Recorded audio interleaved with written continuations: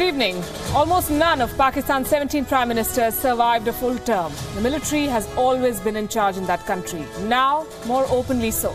In the last decade, courts have dismissed duly elected prime ministers. Months before the federal election, opposition leader Imran Khan has an arrest warrant against him. The army chief is talking about the economy, now not even pretending to be not interfering in the government. Is Pakistan then heading for a silent coup? On Gravitas tonight, we look at the latest statements and political moves in the neighbourhood. I'm Palki Sharma Upadhyay. The headlines first. The United States says it will no longer be a member of UNESCO after 2018, blames the body's anti-Israel bias and mounting arrears for this decision.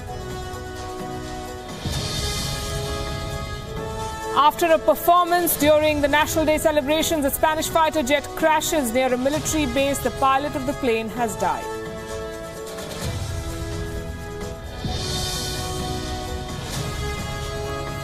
After months of global criticism and domestic unrest, Philippine President Rodrigo Duterte pulls out police from leading the war on drugs ahead of the ASEAN summit.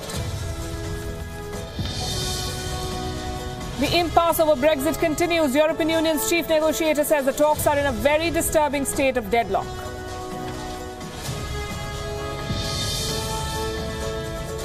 Jacob Zuma's fate hangs in the balance. South Africa's Supreme Court will pronounce its judgment on the fraud and corruption cases against him tomorrow.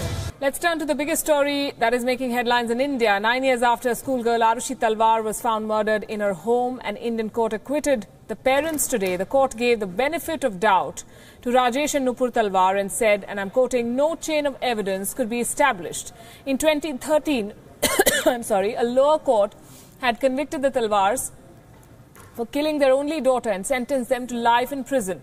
But the higher court today said that based on the circumstances and evidence on record, the couple cannot be held guilty. The court also questioned the investigating agency, the CBI, and said that they were not satisfied with the investigation. The CBI will now move the highest court in India against the acquittal. So the case not over.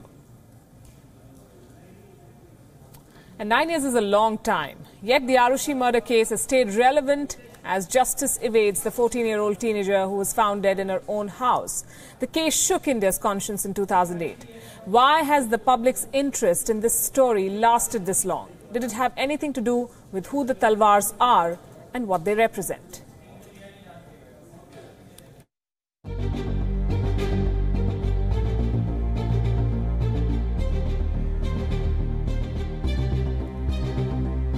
Perhaps the most enduring element of Urushi Alvars and her story is this, that she could have been the daughter of any of those consuming the sordid details of her murder through this coverage.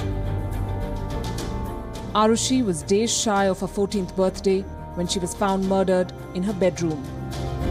She was the quintessential middle-class child, the only one of professional parents, both dentists. The three of them lived in an apartment in a suburb of the Indian capital, Noida. They typified the nuclear Indian family. Photos and home video footage of Urushi depicted a family dynamic that was extraordinarily normal, of dancing, singing and family holidays. Perhaps it was this that kept their story alive, that Urushi wasn't a nameless and faceless child in India's rural outback, but a child who represented India's huge middle class, its aspirations and its fears.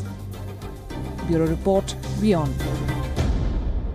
US President Donald Trump's actions to combat tensions in the Korean Peninsula have not inspired confidence in Americans. If an opinion poll is to be believed, only 8% of the population actually agrees with the president's moves. Rocket Man is on a suicide mission for himself and for his regime. The United States is ready, willing and able, but hopefully this will not be necessary. Provocative statements from the US president that may have spooked his own people. A recent opinion poll says Americans do not approve of his saber rattling over North Korea. According to the poll, 65% of Americans feel the comments by the US president have made the situation worse, while 45% feel the situation has become much worse. Only 8% of respondents feel that President Donald Trump has made the situation much better. The poll was conducted just a week after the US president threatened to totally destroy North Korea, but those numbers did not appear to bother Trump. I think I have a little bit different attitude on North Korea than other people might have. And I listen to everybody, but ultimately my attitude is the one that matters, isn't it? That's the way it works. That's the way the system is. With Trump expected to indulge in more saber-rattling against Iran later this week, those concerned about the direction of his foreign policy will have more reason to worry. Bureau Report, WION. But the story does not end there. Donald Trump took his attacks on the media to the next level yesterday, threatening to cancel the license of NBC News, one of the country's major media outlets. Trump's outrage was triggered by a news report which claimed that the Secretary of State, Rex Tillerson, had called the U.S. president a moron.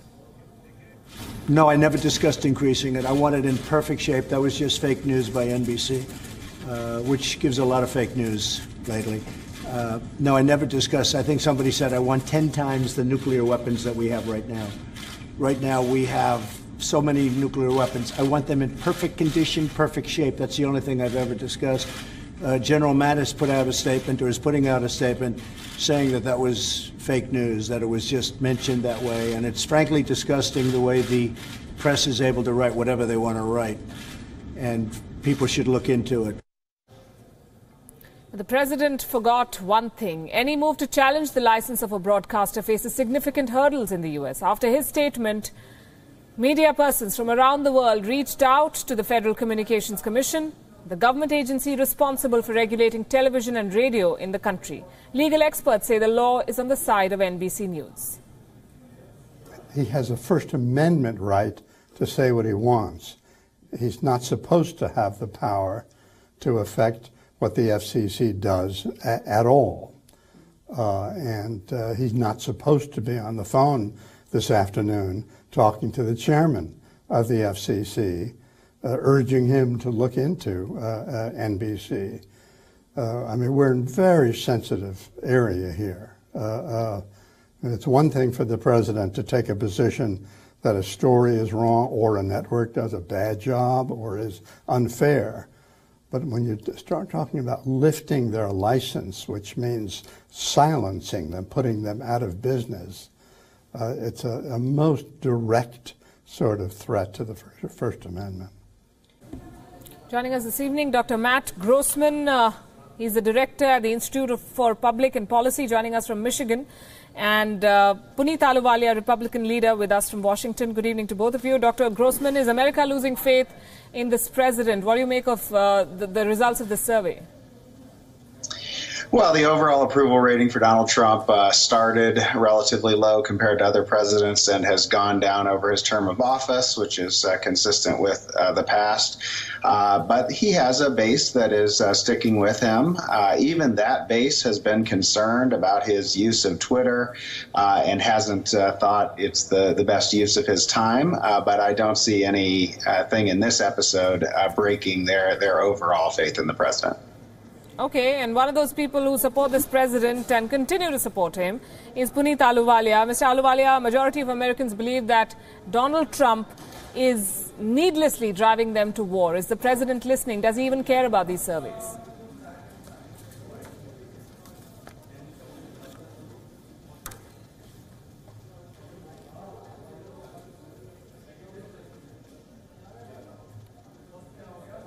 Right, we seem to have lost the audio link there. Dr. Grossman, the tendency in cases like these is generally to blame the media, and this comes from the very top. What do you make of Trump's crackdown on NBC? Well, I think it's an empty threat that was issued in terms of the licenses. They go to the local broadcasters, and it's a long process, and there doesn't seem to be any danger that they will actually be taken away. On the other hand, it's always concerning if someone reacts to a news story by in some way threatening a legal action or government action. But it is part of a long pattern that Donald Trump has accelerated where politicians politicians, when they don't like the news, tend to blame the news itself. It is concentrated more among Republicans and conservatives because the media is disproportionately composed of Democrats and liberals among the reporting base. And so for a long time, the Republicans have been more concerned about it. But Donald Trump has upped the ante in calling everything that he doesn't like fake news. What does the average person on the street feel about this ongoing tussle between the president and the press, and he loses no opportunity to call most of the media outlets proponents of fake news? How do Americans see this? Do they even care about the kind of rhetoric that he's been spewing on North Korea, on Iran and other things? Well, I think people voice concern about it in the poll that you mentioned and others. People have consistently said they want Donald Trump to be off Twitter, that he's not making good comments. But that does not necessarily mean that Republicans are going to give up support for him. We have a very entrenched and polarized two-party system, and most of the Republicans are going to be sticking with the Republican president, even one that makes comments that they don't agree with. In terms of the media, the trust in American media has been in decline, especially among conservatives and Republicans.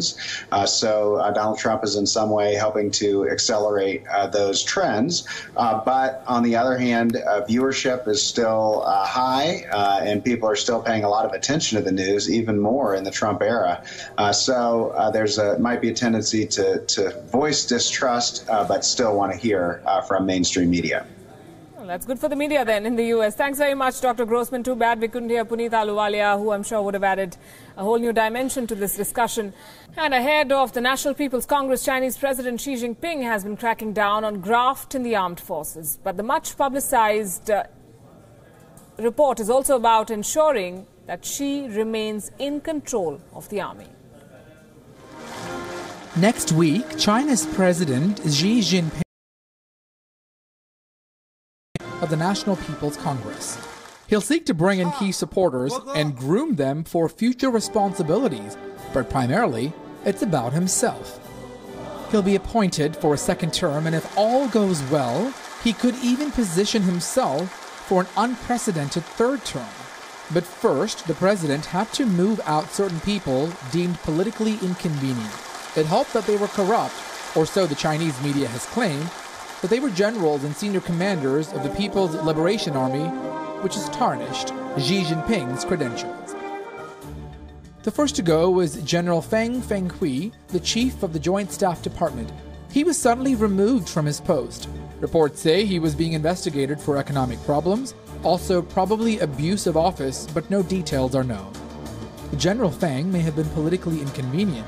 He was believed close to former President Hu Jintao and had considerable influence over the Beijing garrison.